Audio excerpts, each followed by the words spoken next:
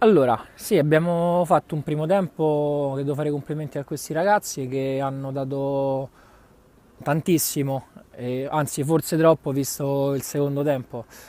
Nel secondo tempo abbiamo cercato di fare entrare i ragazzi un po' più freschi, però a mio avviso non sono stati fatti i giusti cambi. Il mister vabbè, ha preso questa decisione. L'importante è aver portato a casa un risultato e devo fare i complimenti al Tormarancia che a fine primo tempo 4-1 è riuscito comunque a rimontarci il distacco, di differenza reti. Infatti è finita 5-4, io al cardiopalma fuori ho strillato come un matto. Però faccio i complimenti ai miei ragazzi e faccio i complimenti anche all'Atletico Tormarancia che hanno dato tutto anche loro nel finale.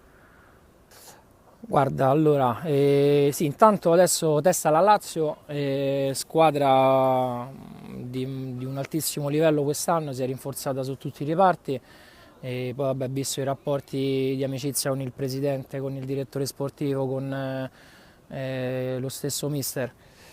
Sì, sarà una bellissima partita, sicuramente li andremo ad affrontare sicuramente con questo modulo, con il 3-1-3, quindi cambiamo un po' gli schemi, noi veniamo da un 2-1-3-1, però ultimamente stiamo cambiando modulo perché abbiamo nuovi interpreti in squadra, quindi ci possiamo adattare a questo modulo. Sarà una partita bella, bella perché siamo due squadre che hanno ottimi giocatori e fino alla fine comunque lotteranno per il risultato. Sì, non mi sarebbe dispiaciuto perché è un'iniziativa nuova, mi piace, sarebbe bello vedere le rappresentative di vari circoli, magari Garbaglia, Stella Azzurra, Empire, tutti i circoli insomma della Lega.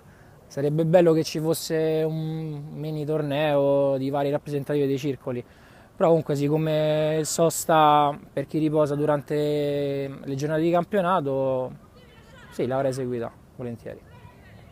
Ok, grazie, buona serata.